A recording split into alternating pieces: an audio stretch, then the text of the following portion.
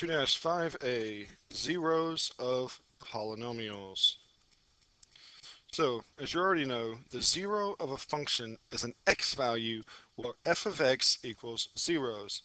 For example, f of x equals 3 minus x, all right, x equals 3 would be a zero of this function because when you substitute it in, you're going to get 0.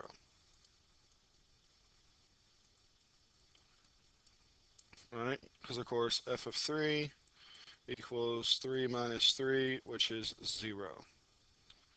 All right, so that means that x equals 3 is a 0 of this function. Now, what you also know is a factor is an expression that divides evenly into a function. For example, f of x equals x squared plus 2x plus 1. All right, x plus 1 is a factor. So if you were to do, some kind of synthetic division, which we'll learn about much later, if you were to factor this, this would be a factor, or if you did synthetic division, your remainder would be 0. And we will learn about synthetic division. Actually, we already have, never mind. All right, so if you did synthetic division, this would give you a 0. I get calculus and pre-calc mixed up sometimes. But anyway, so let's look at another example. F of x equals, I don't know, really anything. But the important part is to know what a factor is, which I'm sure you do. All right, you couldn't have made it this far without knowing what a factor is. So we're talking about zeros. So the fundamental theorem of algebra tells us how many zeros you're going to have. So if a function f of x has a degree of n, there must be exactly n zeros for that function, although some might be complex. All right. For example, say we had f of x equals x squared plus 3x plus 2. Since we have a second degree polynomial, that means we are going to have 2 zeros. All right, we're going to have exactly 2 zeros. I spelled 0 wrong. All right, and of course these would be -1 and -2. And another example with some complex zeros would be something like x squared plus 1. Since it's still an x squared, you're still going to have 2 zeros. But in this case, they're going to be I and -I. All right. So here's an example with 2 complex zeros. Here's an example with 2 real zeros. All right. Now you might be asking, how do you find these zeros? Well, I'm glad you asked. You're going to use the rational zero test. So say you have f of x equals ax to the n plus bx to the n minus 1 plus a whole bunch of stuff plus m to the x plus mx plus n. Any rational zeros are in the form of p over q. All right, because rational, basically a rational number, they can all be written as fractions. So you can have p over q. P is the factors of your constant term. So this is our constant term. So it's going to be the factors of that divided by the factors of your leading coefficient. All right. So let's look at an example. Say we had f of x equals x to the 4th minus 3x cubed plus x squared minus 3x minus 6. Your p term is the factors of your constant terms. That's going to be your factors of -6 over, since there's nothing written here, we know it's an understood 1, so that's going to be your q. Okay, your q is 1, all the factors of 1, which is just 1, and your p is going to be -6. So now you would write out your fake fraction, so to speak. We're going to take all of our factors of q and put them on the bottom. And then we're going to take all our factors of -6 and put them on the top.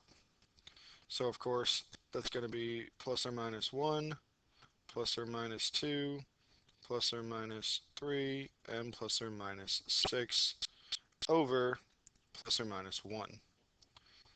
Alright, so basically all of our possible zeros are going to be plus or minus 1, plus or minus 2, plus or minus 3, or plus or minus 6. So these technically 8 numbers are all of our possible zeros.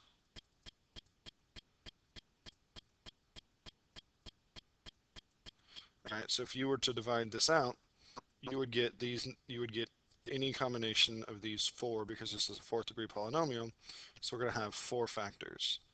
So you would get some of these and possibly some complex. But if it's not one of these numbers, you wouldn't get it unless it was complex.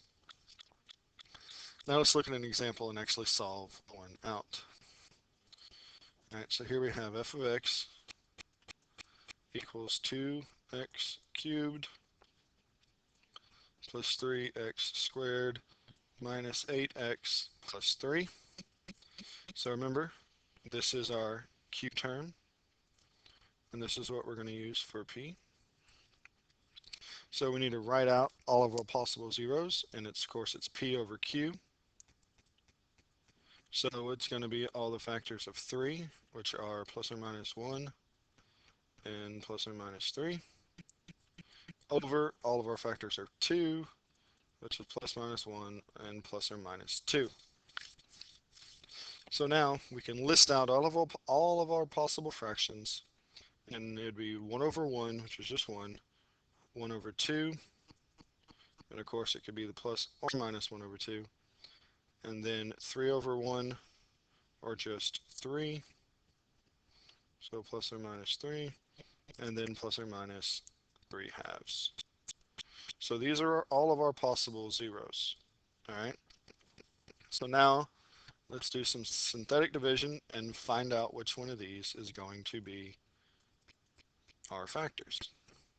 So 2, 3, negative 8, 3, and let's just start with 1. Let's start with the easiest one. Alright, drop down the 2. 1 times 2 is 2, 5, 1 and 5 is 5, negative 3, negative 3. Hey, look at that, we got lucky. So 1 is one of our zeros. Alright, so zeros. The first one we found is 1. So now, since we have a third degree, of course, this is a second degree. So this is 2x squared plus 5x minus 3. So now you could tic-tac-toe this or factor it by I, however you want to do it. I'm a factoring by I kind of guy. So this would be, we're going to have 2x and x. And we know one of these is going to have to be plus and one of these is going to have to be minus. And then 3 and 1 are our only factors here. So let's try it this way. This gives us a positive 6 and a negative 1. Yep, there's our positive 5.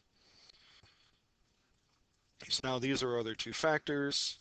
So let's solve them for 0. So set this equal to 0 and solve, and it's going to be negative 3. Set this one equal to 0 and solve, it's going to be positive 1/2. So if you notice, all three of these numbers we got when we did our rational zero test and we made our fractions. All right, so the rational zero test, just to review, your leading coefficient is q, your constant term on the end is p,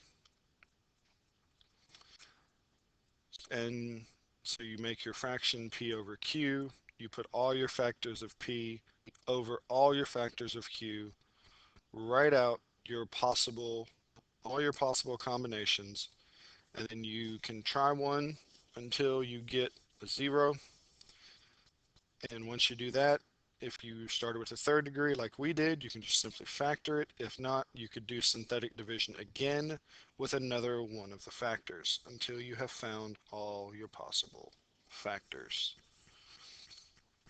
All right. So here's your ticket in the door.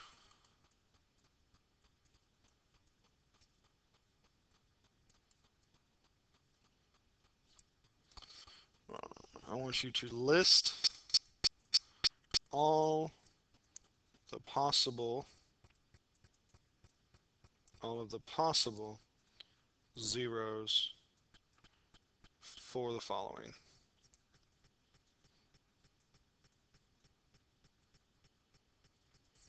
Number one, we have f of x equals 8x cubed minus 5x squared plus x minus 3.